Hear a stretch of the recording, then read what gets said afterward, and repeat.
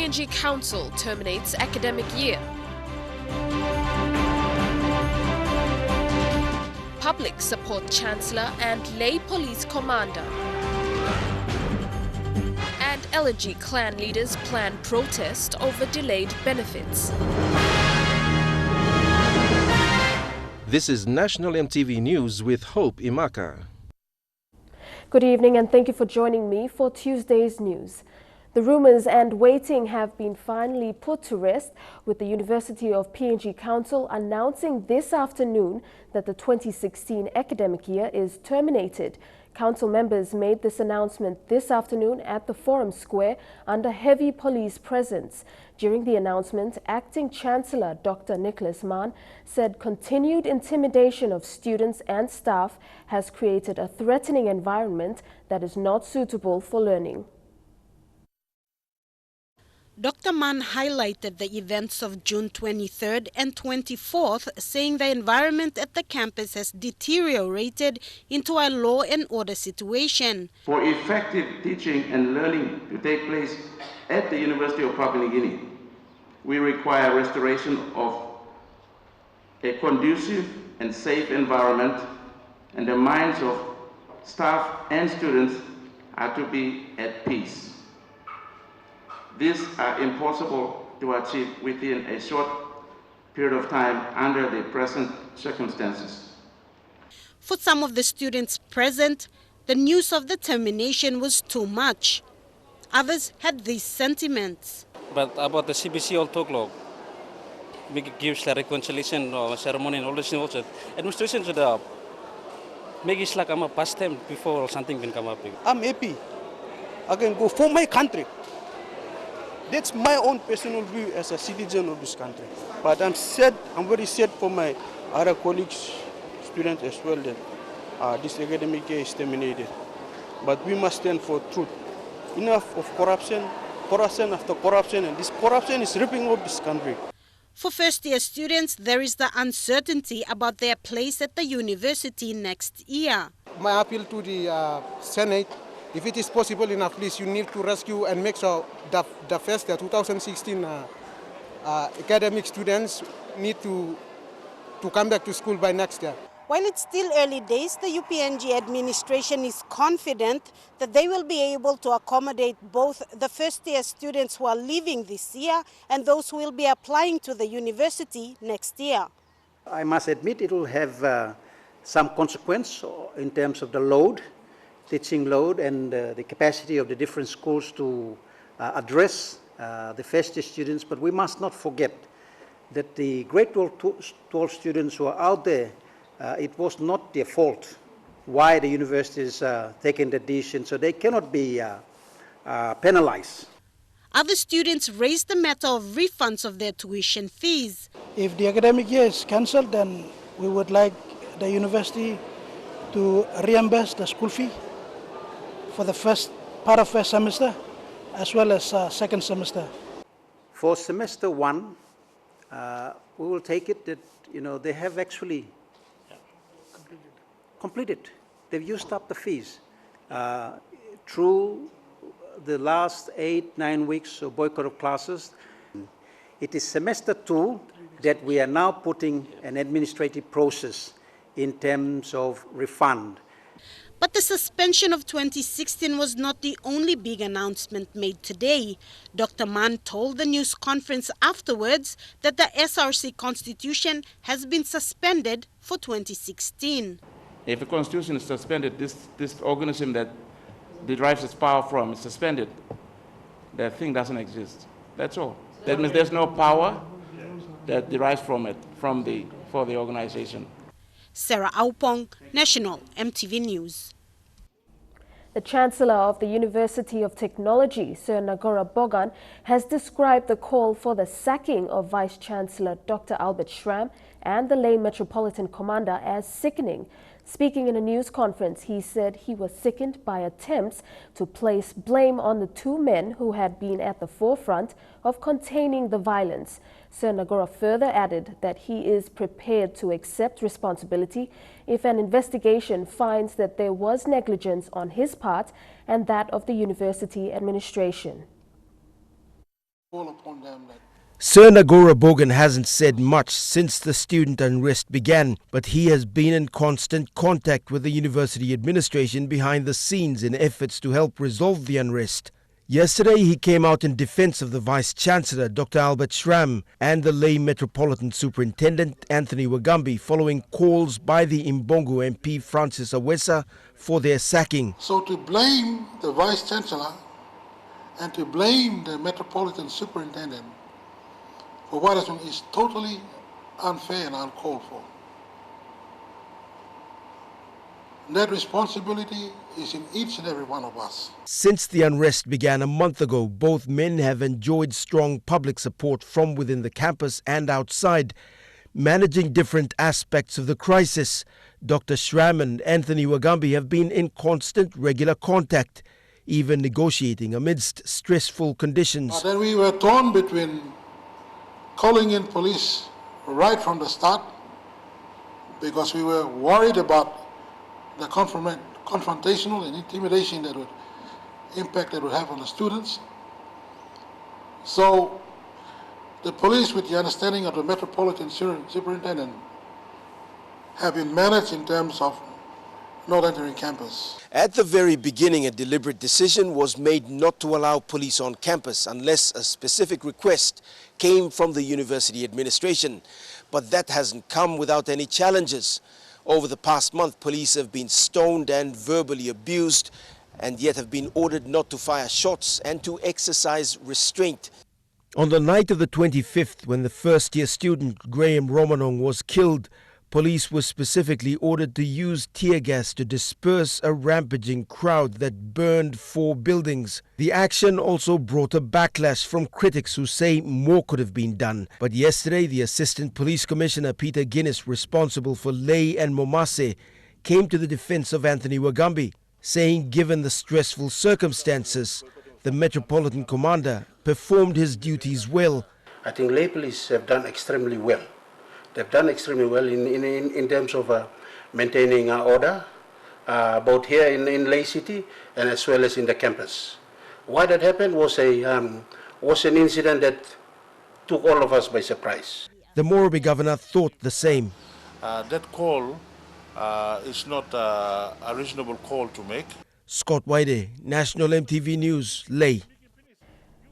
The police union today slammed the Works and Implementation Minister and Imbongo MP Francis Awesa on his call to have the Lay Metropolitan Superintendent Anthony Wagambi Jr. removed. Union President Loa Tambua described the outburst as unhealthy for hardworking policemen and women in PNG. The union is also appealing to Police Commissioner Gary Baki to refrain from adhering to the call. Police Union President Mr. Tambua said that on record, Chief Superintendent Anthony Wagambi Jr. has demonstrated a leadership role in Lay, a city known for its high criminal rates in PNG. He said the call was unreasonable and unfair and was just another political statement to downplay Mr. Wagambi's leadership in the police force. And the Metsup of Lay, Junior Wagambi, by record has demonstrated leadership of the highest level, of the highest decorum. And he should be commended and not ridiculed by short-sighted, unreasonable and unfair outbursts. The union is warning politicians to leave Wagambi alone and said the public knows the root of the unrest at the state universities. We're not blind. Papua New Guineans know how the whole incident happened. And for the minister to publicly tell the nation of Papua New Guinea to point finger for the mistake of one is unhealthy and unreasonable. President Tambua said despite criticisms of what transpired on the 8th of June at UPNG, political landscape would have changed if it wasn't for the police. 8th of June. This nation would have expected the unexpected. Something different would have unfolded. If it wasn't for the committed policemen and women who prevented it from happening, we would have had more casualties. He warned political leaders not to play the blame game, but help to bring back normalcy. When there is a problem, we always seem to blame someone for the mistakes. And it is often the innocent that cops the blame. Fasanata Yama, National EMTV News. Meanwhile, Police Commissioner Gary Baki has commended Chief Superintendent Anthony Wagambi Jr. for maintaining peace, law and order and security in Lae. Commissioner Baki rebutted the call by Works Minister Francis Sawesa, describing it as insensitive, irresponsible and uncalled for. Baki said the incident happened inside the university campus between the students, and police were there to prevent it from spreading onto the streets and protecting the campus from outside threats. He also said that it was Mr. Wagambi's leadership which resulted in the quick arrest of 3 of the murder suspects, and politicians should refrain from meddling with the internal affairs of the constabulary. Opposition leader Don Pollier also said the call for compensation and removal of Dr. Albert Schramm and the Lae Metropolitan Police Commander is unjustified. Pollier described Francis Sawesa's call as shallow and uncalled for. These demands claimed from the government, from the opposition, or from the Provincial Governor Wenga is unjustified, and it is a backward step. It is unprecedented, and we will not encourage this. We cannot place the responsibility on the police or the Metropolitan Police Commander in Lae or the University of Technology. We cannot allow such compensation demands to be placed on these people, because that is not right. Many Lae residents said Wagambi has done a tremendous job for Lae and has maintained law and order issues in the city, adding they do not want any other person to replace him. They also said he shouldn't be blamed for the recent death at Unitech. Prime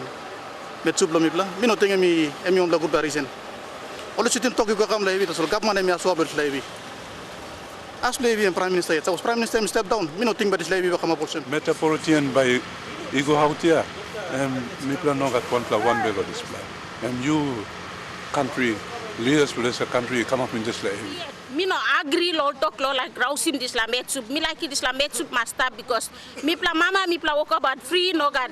Man pulling bilum blow Mipla na kind or something or some come up. Mechuba move out every blows la die minutin because I'm blame Thomas la Emi stop na atin lay mi ko good loli ko sila. City midugo mo sem bista man ema still stop yet. Jubla no can you see mo se reference to Unitech issue lo this politically backup issue lo Rausin bista nice pa metsup do mi palo Lae City. Em solo se citizen do morobe mi talk this time. Among stories when we come back, LNG landowners to petition the government and BSP opens for business in Vanuatu. Stay tuned.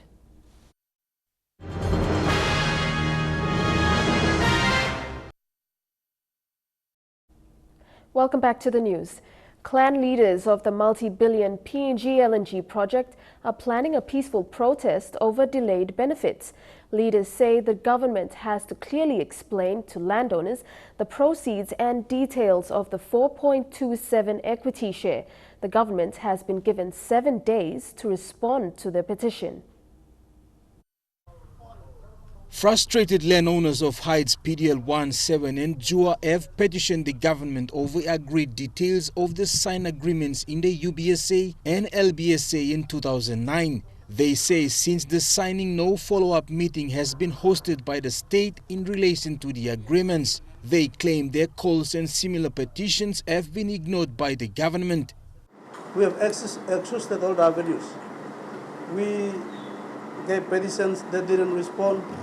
We went to court, we sued the state, and then they said they're costing our standing. With 27 signatures of clan leaders, the landowners are demanding a quick response from the government within 7 days. A total of 20 points were raised in the 5-page petition. Among them is the review date of the UBSA and LBBSA, a close discussion with the state over the 4.27 equity, release of IDGs totaling 230 million kina, current status of Como International Airport, electricity, road and water projects stated in the UBBSA and LBBSA. I call on this O'Neill Dan government to come out clear and advise their department heads to provide us with all these facts and figures of where our benefits are. They say if the government does not respond, a planned peaceful protest will be carried out at the LNG site.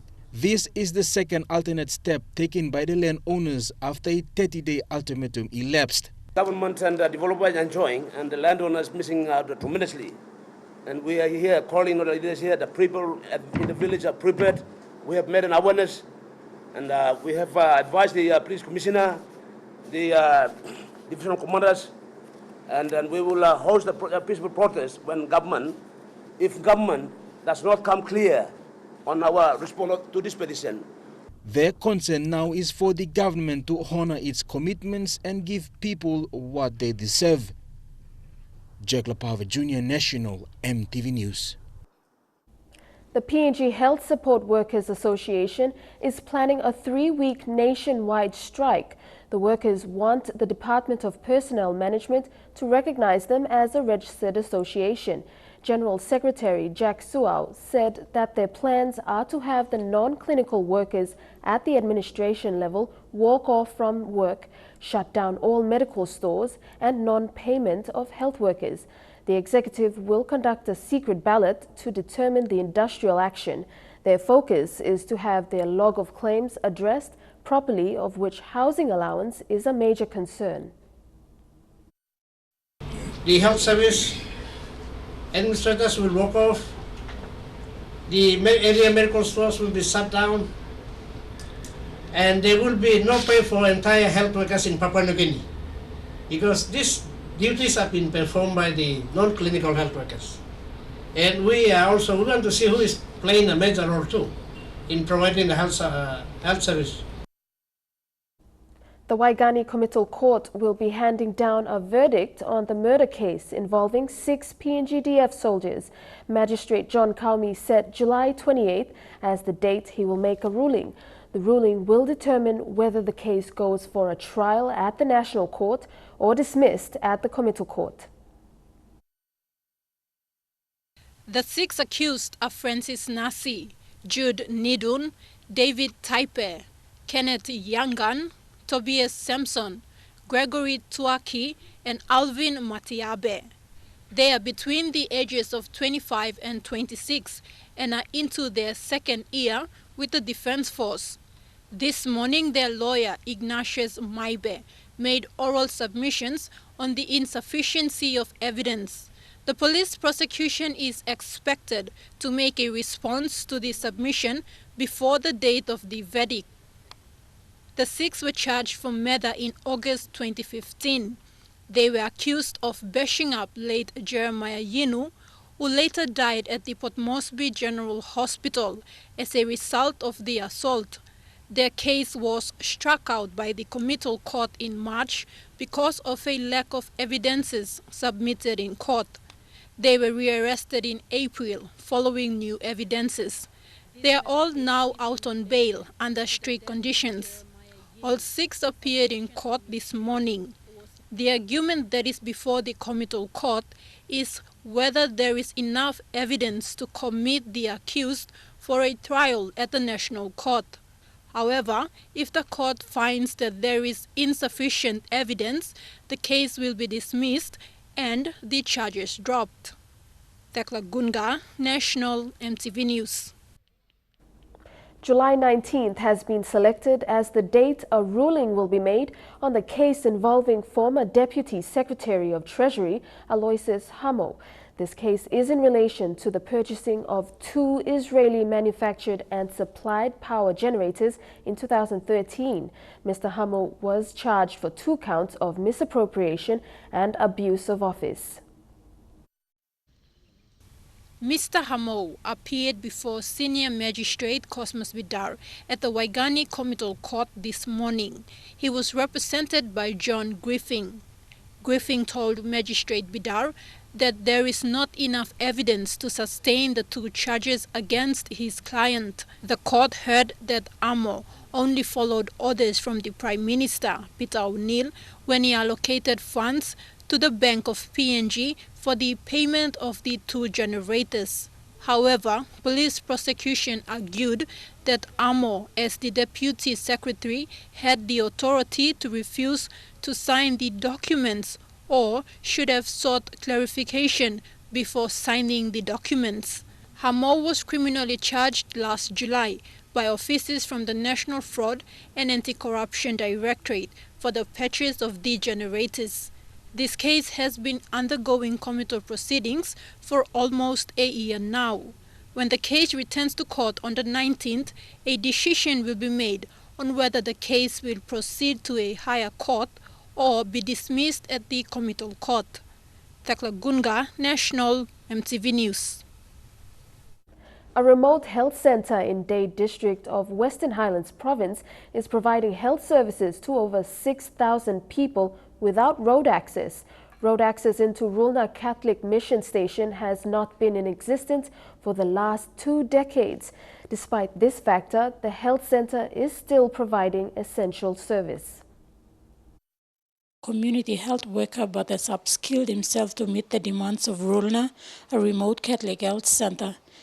He performs the duty of a midwife and a nursing officer because he is the only health worker in this center apart from his assistant. Rulna Health Center serves a population of close to 6,000 people, and Miti says life has been very difficult since a landslide 2 decades ago, disconnecting Rulna from the rest of Western Highlands.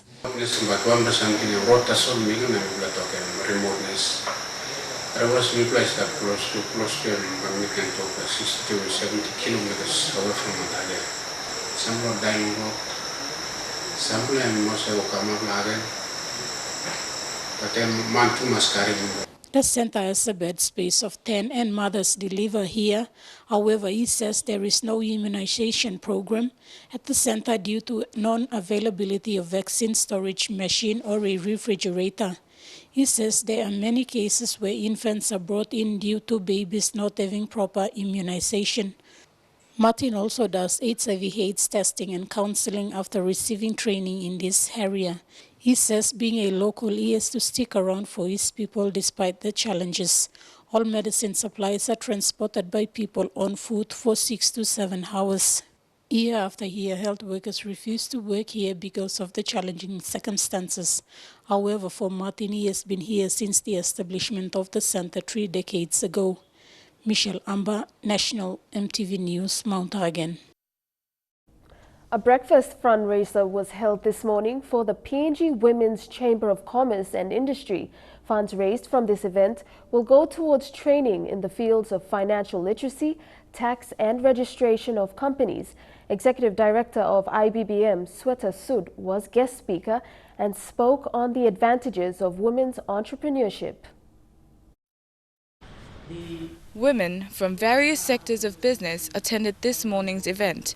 Their main purpose, to raise funds to support the work of the PNG Women's Chamber of Commerce and Industry. One of our 2 things that we've accomplished is that we've been able to partner with the Australian Business Volunteers Association, and we have run one program so far, that is how to draft a business proposal, which ran for 1 month, which was a great success. WCCI President Avia Koisen, when addressing participants, spoke of the need to train members in the different aspects of business management in PNG. We have opened up the chamber so that we also cater for informal sector. In relation to that, we have been running courses, very basic ones since 2013, how to open your passbook, how to start a business, how to save, how to invest. And I must say that BSP has been partners with us on that, and the microfinance institutions have also partnered with us on that. Guest speaker Sweta Sood also spoke of the importance of empowering women within business as a means of creating wealth for families and communities. 9 out of 190 heads of nation, only 9 out of 190 heads of nation are women. Less than 13% of parliamentarians are women. Between 5 to 15% of CEOs are women. So it's the same scenario all around, and it is nothing to blame for any country or any economy. It is intrinsic within us. We make a choice, and we make a tough choice, and we decide at what time we will take a step back. While being successful yourself, as each and every woman in this room, as a mother, as an entrepreneur, as a business leader, as a potential business leader, you have a responsibility to pass it forward. The breakfast fundraiser was a first for this year, with WCCI calling for more support from the business community for its programs into the future. Daphne Russahay, National EMTV News. Bank South Pacific has taken over Westpac operations in Vanuatu. The settlement for acquisition of Westpac Banking Corporation in Vanuatu was completed on the 1st of July 2016. BSP Group Chief Executive Officer Robin Fleming reiterated that this acquisition is aligned to BSP's Pacific-based expansion strategy. South Pacific is living up to its name, growing its presence in the economies of the South Pacific region. This latest acquisition in Vanuatu follows the purchase of Westpac operations in Cook Islands, Samoa, Tonga, and the Solomon Islands in 2015. Group CEO Robin Fleming said BSP's Pacific-based expansion plan has been maintained since 2006. BSP acquired the Abib Bank in Fiji in 2006, National Bank of Solomon Islands in 2007, and the Colonial Groups of Companies in Fiji in 2009. He said the acquisition brings respected customers, skilled employees, and specialized processes and systems. Mr. Fleming said it positions BSP as a leading Pacific financial services business, maximizing future opportunities from PNG's growing long-term trade and economic influence in the region.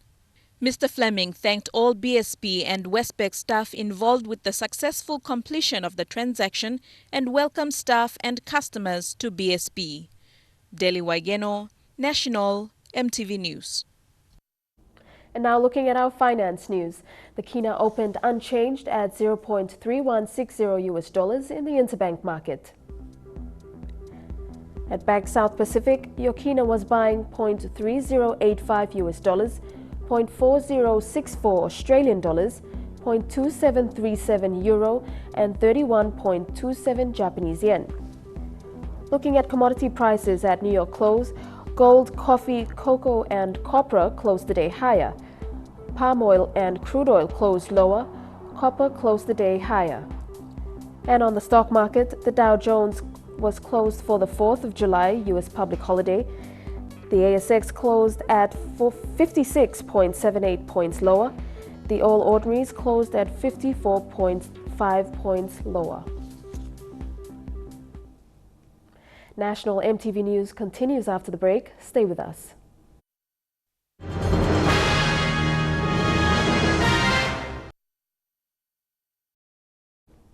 Welcome back. The Force Support Battalion at Murray Barracks in Port Moresby held a handover takeover parade this morning to welcome its new commanding officer. In a ceremonial address, incoming commanding officer Major Kingsley Wawada officially took over from outgoing Commander Lieutenant Colonel Francis Kari.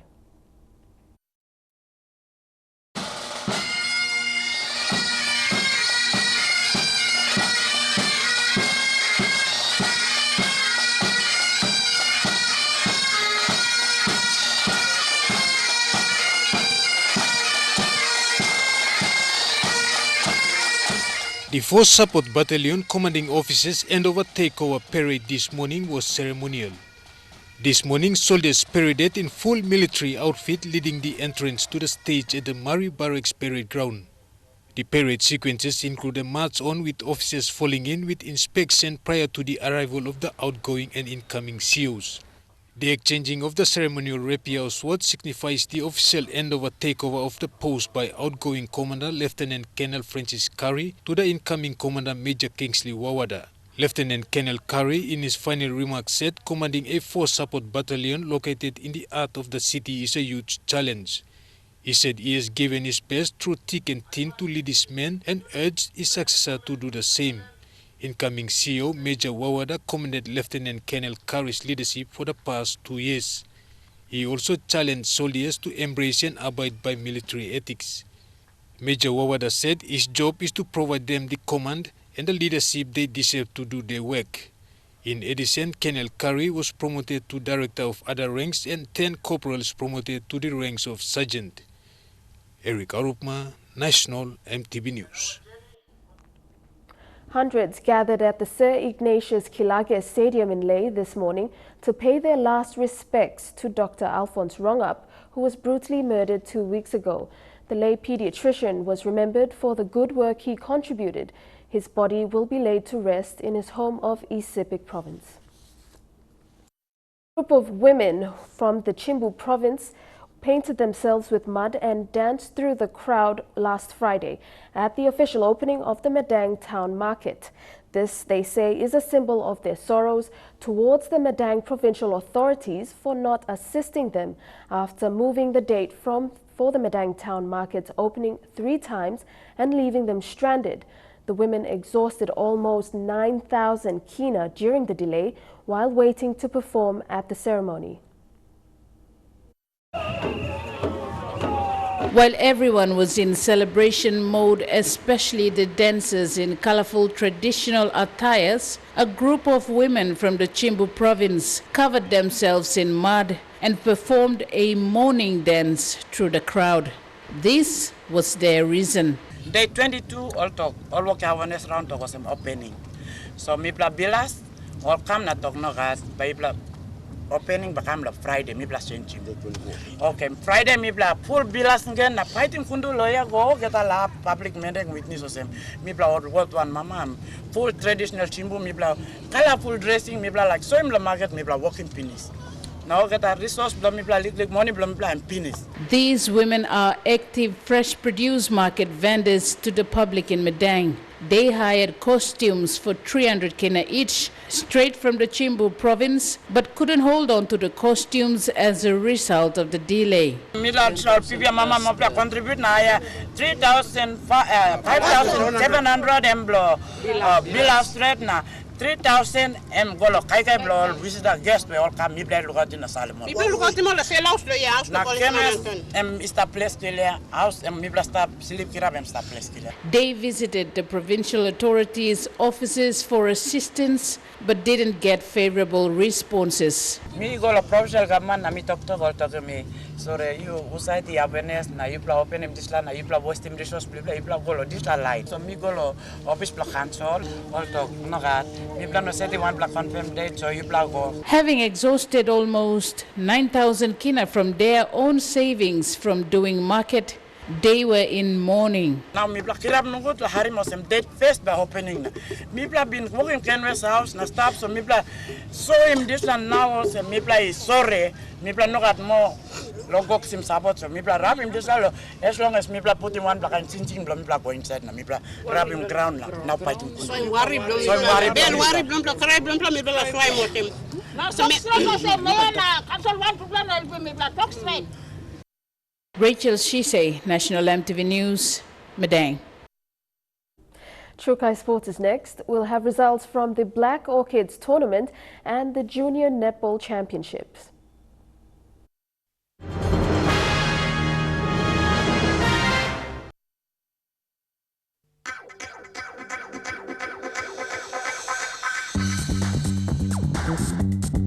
Chukai Sports.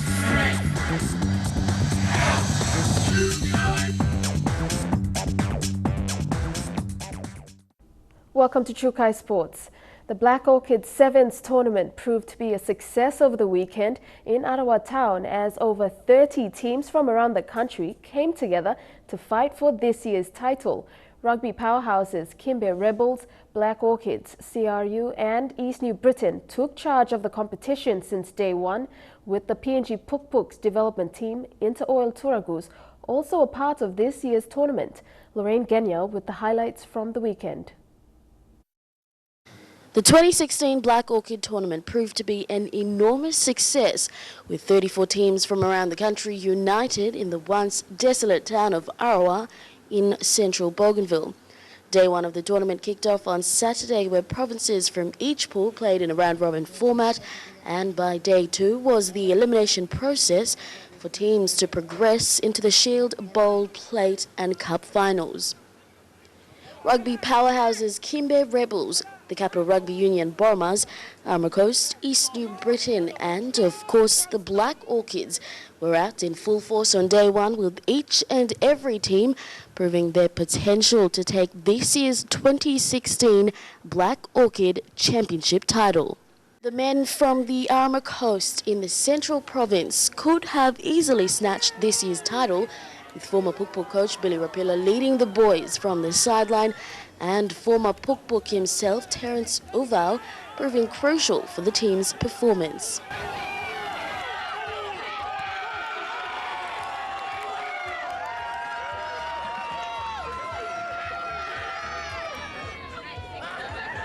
Boys are looking upon to him as a leader now. He's one of our captains.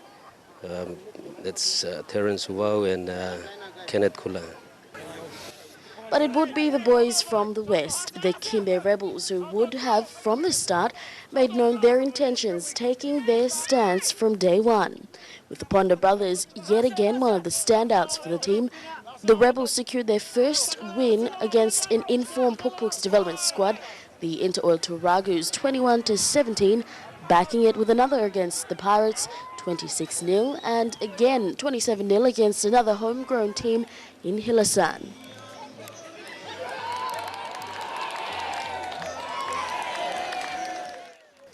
After their 4-1 win over the Morabay Hammerheads in the semi-finals, the Rebels were on their way to the Cup Grand Final against the Turagus. The Turagus broke their scoreless margin with 1 try and a failed conversion, but the Rebels showed more strength and hunger as they took control, having full possession of the ball and field in the second half, allowing them to score back-to-back tries to run away champions of the 2016 Black Orchid Sevens tournament. You win one tournament, but it's on you to win the next one. Then I think I have a passion for winning tournaments in a row. So yeah, it's just good to be back on top.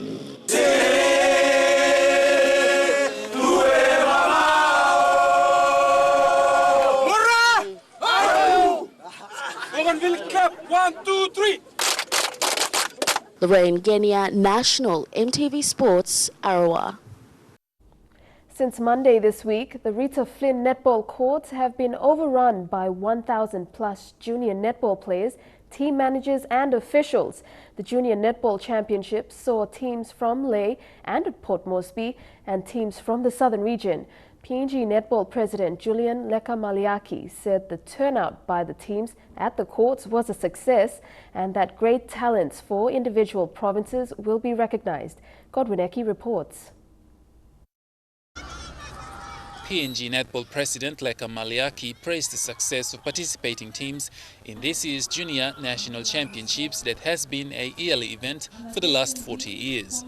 12 associations around the country took part in the event with 67 teams, all competing in 4 different divisions. We have a very good structure in place. All associations that are participating here are all affiliated members directly to PNG Netball. Whether it be at the district level or whether it be at the provincial level. So everyone here is a member of PNG Netball, and we're in the process of having membership numbers to every single person, whether you're an official or a player that's engaged with netball. She said this tournament is also important as players for the Under-21 Championships will also be selected.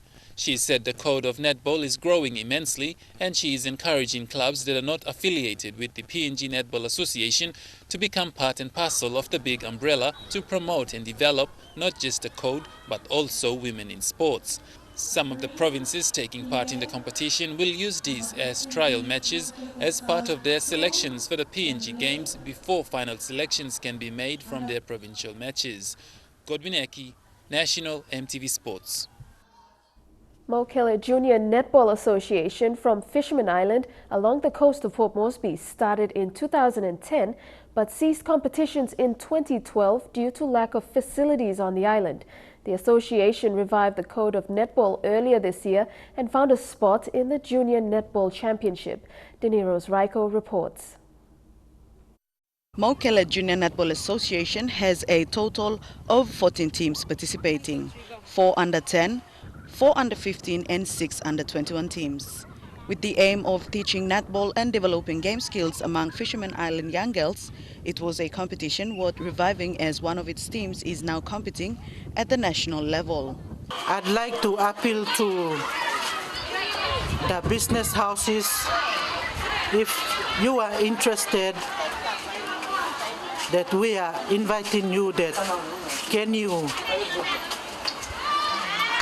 you sponsor us or help us in our games?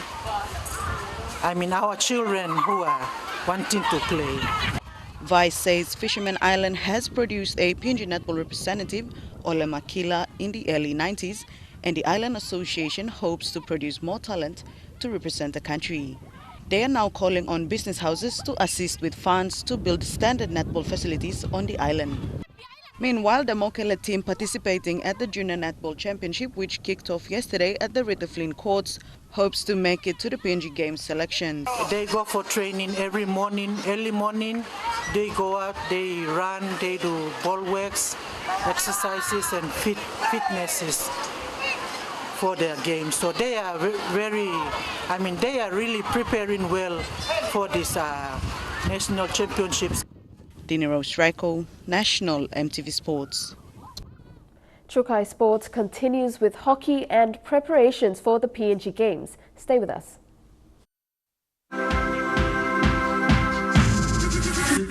Trukai Sports. Welcome back. In hockey, POM Hockey Association completed round 3 of its 11 A-side competition last weekend at the Sir John Guy's Hockey Turf. The women's division has Bismarck, Sunam United and MVP White holding the top 4 spots respectively on the progressive ladder, while United, Rapatona, Bismarck Gold and Bismarck Green are the top 4 in the men's division. Deniro's Raiko with more. Most outstanding game came from MVP Whites, who beat their sister club MVP Blues 7-2 and claimed the third spot on the progressive ladder. MVP Blues' 2 goals in the dying minutes of the second half were not enough to catch up with the 5 points margin.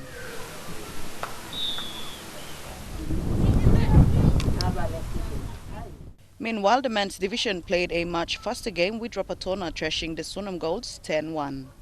Rapatona's smashing win has moved them to the second spot on the ladder. United remains the team to beat in the men's division. Dinero Straiko, National EMTV Sports. The candidates vying for the position of president of the PNG Football Association have both stated that the growth of the sport in the country is of paramount importance. Incumbent President David Chung believes that Papua New Guinea has reached a level where key international partnerships will provide opportunities for more growth, whilst for challenger John Capinato, management of resources is part and parcel of growth and improvement. David Chung and John Capinato have stated independently that they would like to see Papua New Guinean football grow after the successes internationally when the senior men's team reached the final of the OFC Nations Cup against perennial champions New Zealand, the women's team qualifying for the final Olympic playoffs, and the PNG Under-15 women's team also reaching the Oceania finals. The strategies for forward planning have shifted away from previous years. For the current president David Chung, his focus has been on getting Papua New Guinea exposed at an international level. Plans for various youth competitions as well as a women's national soccer league competition alongside the men's, and he hopes to achieve that within the next year once the FIFA Under-20 Women's World Cup ends. His rival's focus, however, has been more domestic. Kapinato feels that the various member associations have been isolated from the mother body for too long, and that the focus should begin with equipping the various provinces with the capabilities to manage their affairs well, building from the ground up the quality that is required before Papua New Guinea can begin to look abroad. First, let me say that 110,000 kina is a bad management, very bad management. Why do you want to give 110,000 kina to a particular association that would not know how to manage it? Because FA, you need to go and sit down and talk with conferences or presidents or general secretaries and say, this is the budget that you need to comply to. Chung, however, has one legacy that was previously thought to be impossible: the hosting of a major international tournament such as November's World Cup. 16 nations from across the 5 confederations of FIFA's structure will converge on the nation's capital, bringing with them unprecedented television coverage that so far only New Zealand and Australia have been able to attain in the region. Kapinato has a more long-term approach: development of self-sustaining management systems for the country's smaller associations and expanding these programs throughout the nation, creating pathways for Papua New Guinean teams to then be able to travel to such events as a World Cup.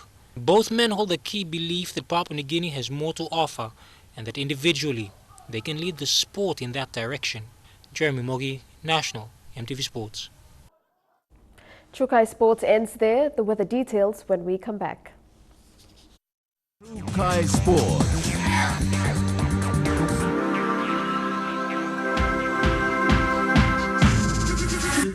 Trukai Sports.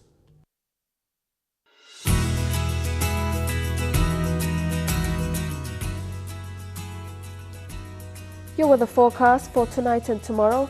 In the southern region, chances of showers for Port Moresby, Daru and Kerema, and showers for Alatau and Popondetta. In the Mamasa region, showers for all centres. In the New Guinea Islands, a shower or two for Longau and Kimbe, fine for KVN, Kokopo and Rabaul, and thundery showers for Buka. And in the Highlands region, brief evening showers, then morning fog for all centres. Recapping our top stories again. The University of Papua New Guinea terminates academic year. Public support for Chancellor Albert Schramm and lay police commander Anthony Wagambi after calls were made for their sacking. And LNG Clan leaders plan protest over delayed benefits. And that's the way it is this Tuesday. From the news team, I'm Hope Imaka. Good night.